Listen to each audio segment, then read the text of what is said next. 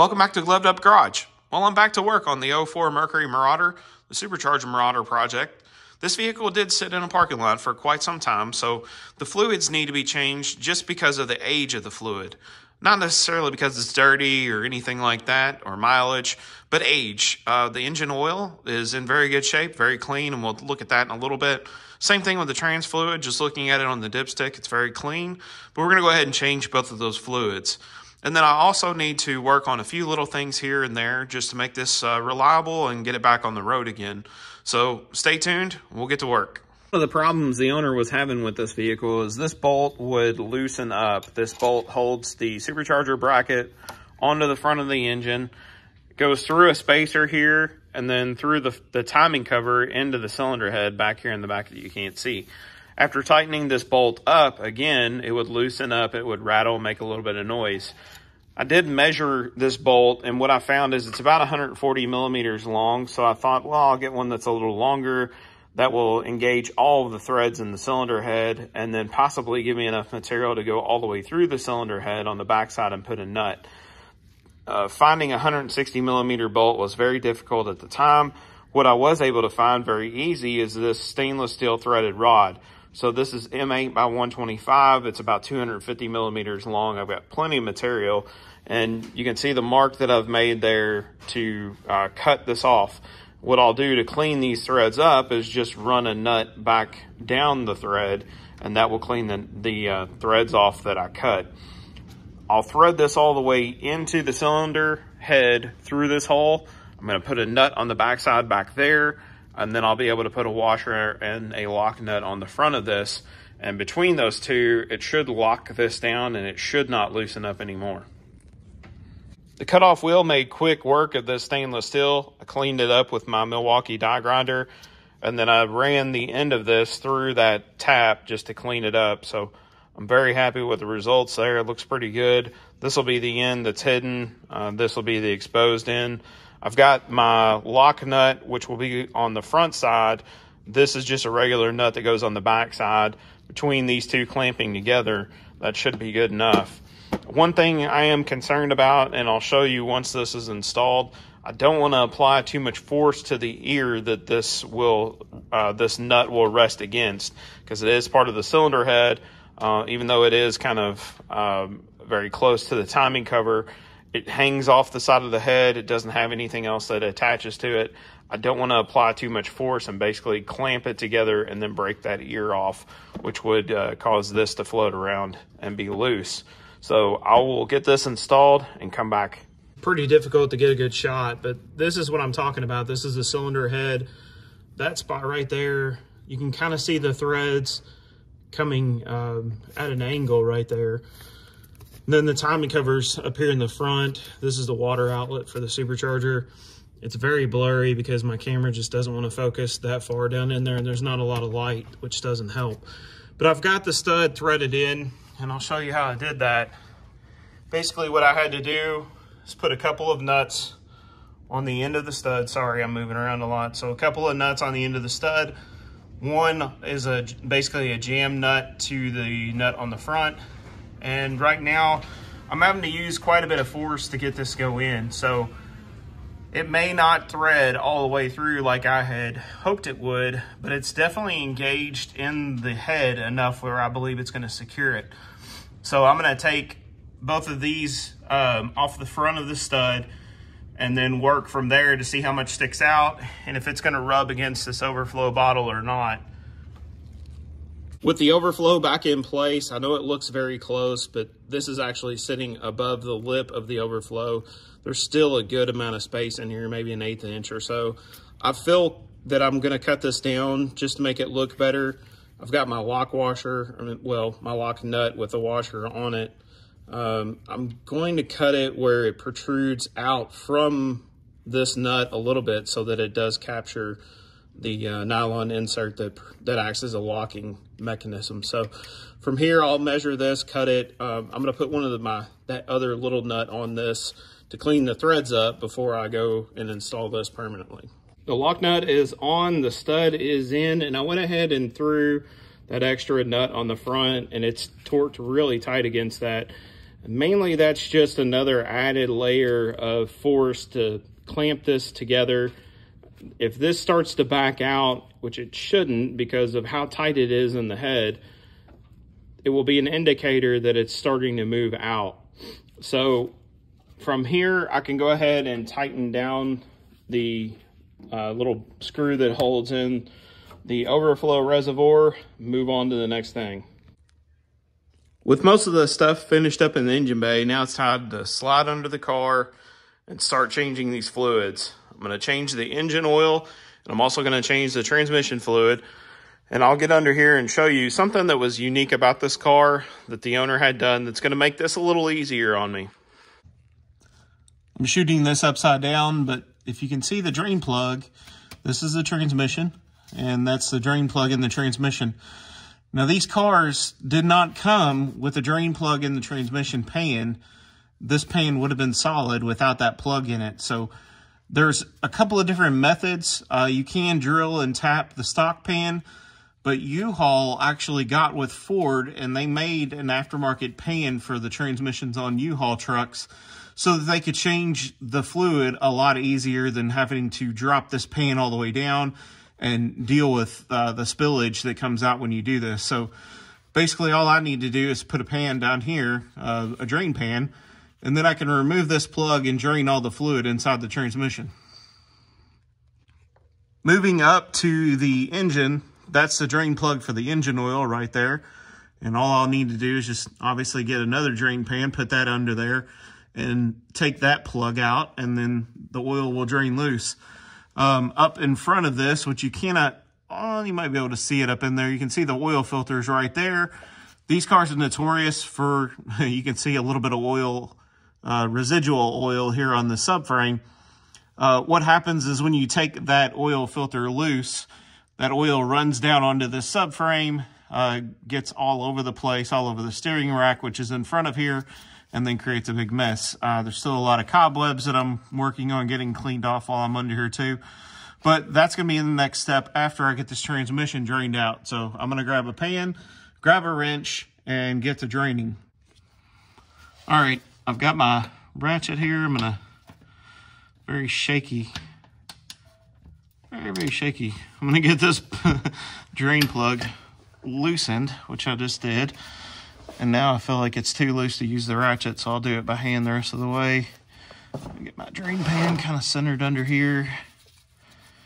Hopefully this doesn't shoot out past the drain pan and make a big mess. And if I can do this right, I won't get transmission fluid all over my arm either. Woo! How about that? All right, so the fluid's good colored. We're just going to go ahead and change it because of the age. This is probably, I'm going to say it's probably got maybe 15,000 miles on it is what he told me since the last time it was serviced and this pan was installed. So we'll let this drain out and then I'll put the plug back in. Basically, this hasn't been driven very much, obviously, for the last few years. The fluid's been sitting. Normally, when it gets hot and cold, it's going to relieve any of the condensation that builds up inside of the transmission, and that condensation would eventually cause some moisture issues inside of the transmission. So with it sitting like that, we just want to go ahead and change the fluid because of the age, not necessarily the miles that are on it. Real quick, I wanted to show the drain plug for this. It's got a magnet in the end of it here. And the magnet would capture some of the metallic flakes that would float around in the fluid if there was any, some sort of issue with like the clutches or the steels between the clutches breaking down or the torque converter, whatever the case may be. But this would capture some of that metal and you would see metal flakes on the end of this. In this case, it's in really good shape. It's very clean. The fluid coming out is very clean. There's no metal that I can see in it. So we're good to go ahead and put the plug back in as soon as the rest of the fluid drains out. And then I can start the fill process from the top side. And here's all the trans fluid after it came out. Now you see the metallic swirls that are in here. That is not from this transmission. I had fluid left in this pan from when I worked on the Expedition, when I did the power steering pump, the power steering rack, and the oil pan on that Expedition, which had a lot of metallic stuff in it. I didn't clean the pan all the way. There was still oil and debris in the bottom of the pan, which I really wasn't concerned about. So don't let these swirls scare you on this car. That does not belong to this car. The fluid that came out, I watched it as it drained. It was very clear, in very good shape. And again, with that plug being as clean as it is, there's no way you would have metallic swirls like this in the fluid and there not be debris on that plug. I just got the drain plug broken loose for the oil pan up front here, and somebody put this in way too tight. I had to actually grab a long ratchet with a 16mm socket on it to get this thing loose. And even still, after doing that, I mean, it's still fairly tight. I got it loose the rest of the way, so I'm going to switch hands and see if I can get this loose without making a huge mess down here. And I'm trying not to be too shaky either. I'll see if this comes loose without spilling a bunch of oil everywhere. And all right, there's the last thread. So there we go. Cool. And that fluid, the oil looks good. I mean, it's just a little old, a little brown. It's got a little bit of mileage on it, but definitely not as much as the trans fluid did. So I'll let this drain out, and then we'll come back and look at the oil. I didn't clean the pan all the way out, but I drained the majority of the ATF out of it. And sometimes the plugs on the engine oil are magnetic too. Honestly, I can't tell if this one is or not, but there's no metal on it, no flakes or anything, just a little bit of dirt. I mean, you can tell that the oil's brown. It's pretty dark and it's older oil, but it you know, it's got some age on it. It's got some miles since the last oil change, and we'll go ahead and put this back in once the oil drains out, and then I'll get to the filter. Just gauging by the drain plug, I figured that I'm probably going to need my oil filter wrench to get the oil filter off. So I've got that on the end of the filter. I've got my longer reach adjustable flex head ratchet on this. Let's see if I can break this loose. There we go. Okay, cool. All right. One thing that makes this job a little nicer on some of these Panther platforms that had this little tray installed. Let me see if I can get a better shot of it. There we go. You can kind of see right here where my finger is. This little tray runs over here, snaps onto the power steering line, and then it sits right below the filter right there where it meets the block. And I'm sorry, this is very cramped in here and there's not a lot of light, but basically it captures anything it drops from that filter into this little drip tray, runs out the front and underneath the subframe and comes out right here. And then I've got my pan right below it. So I'm going to get that loose, drain out the filter, and this is the fun part. The filter's actually got to come out through the top. I don't think I've got enough room to get it out the bottom because of all these hoses and stuff right here. I might be able to go behind the subframe to get it out, but this is always a blast. I think I covered this on the last my Marauder video where I changed the oil on it. So I'll get this filter out, get the new one in, we'll move on. So looking down at the filter, you would think I would be able to get this off of here. I would have enough room between this lower radiator hose, the exhaust manifold, and the frame rail. But actually, when I pick that up and try to bring it up, it will not clear in this hole right here. It's just too small. So I don't know if maybe the engine on this car might be shifted over here to the passenger or the driver's side a little bit more. And maybe that's preventing it from coming out through the top side. So I'll have to figure out a way to get this out through the bottom. I might have to move some of the power steering lines around to get it out, but it's got to come out. We got to get a new one in, and I've got to put a little bit of oil in the new one before I can slide it up in there. So that's what makes changing the filter on these cars a little bit messy. Just all the weird angles. You have to get the filter out, and you want oil in the new filter, but you're also fighting the oil coming out of the old filter. All right, the filter's out. Basically what I had to do, it'd be hard for me to show, but essentially that's about the position that it gets mounted in, where it faces upward. And what I had to do is basically turn the filter forward and slide it down the frame rail around some of the power steering lines, and I got it out of the way. So I'm going to grab the new filter, get it topped off with a little bit of oil, and then slide it back in. And luckily, I drained a majority of the oil out of this one, so it didn't make a mess. Everything you see is just basically for me cleaning up where that oil had dripped in that little tray and then around the subframe as well. So the filter that is on this FL820S, that's what we're going to put back on it. The Motorcraft filters are probably one of the better filters for the mod motor, at least in my experience. So that's what we're putting back on. In the Expedition video and my previous Marauder videos, I might have mentioned that I use Motorcraft oil in the mod motors. I typically go with 5W20 or 5W30. When I went to get oil from the parts store, O'Reilly's Advanced, I could not find the Motorcraft synthetic blend that I used to use. So in a case like this where we've got a high performance engine, I'm going to go with Mobil 1 full synthetic on this. If Mobil 1's trusted in the LS platform, and the performance that those engines have kind of rivals the mod motor platform, and that's going to start an argument. But anyways, Mobil 1 is a really good oil. That's what they recommended you run in the 03 Cobra platform. Basically, that's the same engine we've got here, minus the rods and the pistons being different. So we're going to go with Mobil 1 5W30. Now, one of the things that is argued about the mod motor platform also is the weight, because these cars originally called for 5W20. And the reason that Ford did that, from the research that I've done and from what I've seen, it helped with the fuel mileage, the fuel efficiency. That lighter weight oil allowed the engine to get better gas mileage. So that's why they recommended 5W20. A vehicle like this, we're not worried about fuel mileage as much. If you loses 1 mile per gallon because we've gone to a heavier weight oil that is going to better protect the engine at a higher temperature, then I think that 1 mile per gallon is a good trade-off. So I'm going to pour a little bit of oil in this filter. Normally, if this was something that was easily accessible, I would probably top the filter all the way off. I'm going to fill it about halfway, just probably good about there. And then I'm also going to take my finger with some of the oil that's up here on the return and then lubricate this seal with a very light coat of clean oil.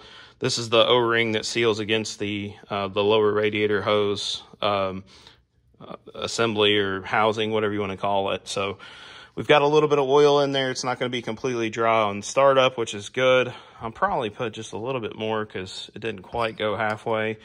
And then I'll slide this up in there and get it on the engine. The new filter is in. It went in without a lot of drama. There's a few drops of oil that were spilled on some of the power steering lines, but wipe that off, got the filter screwed on. I've got it hand tight instead of torqued down to like 100 foot-pounds like the previous one was. So we're good to go there.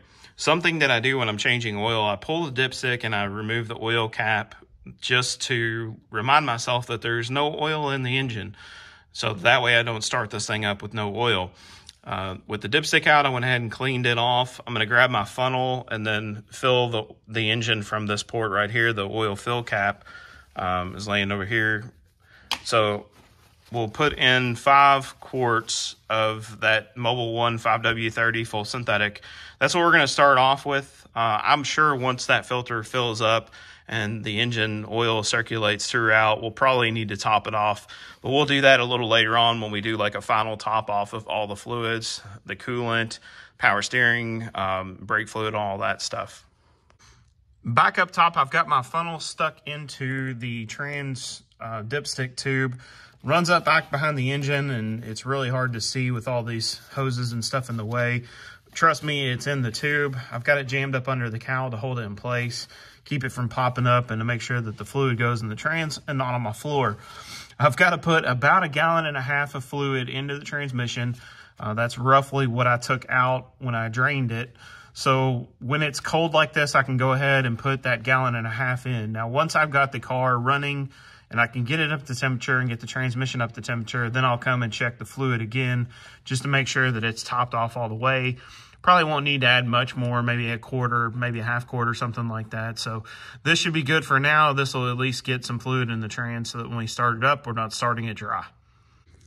The 4R75 transmission that's in this car calls for Merc on V, ATF5, whatever you want to call it. This is 5 quarts in this jug. I've got another jug of 5 quarts. So I'll put this entire jug in. I'll put a quart or so from the other jug. That'll be 6.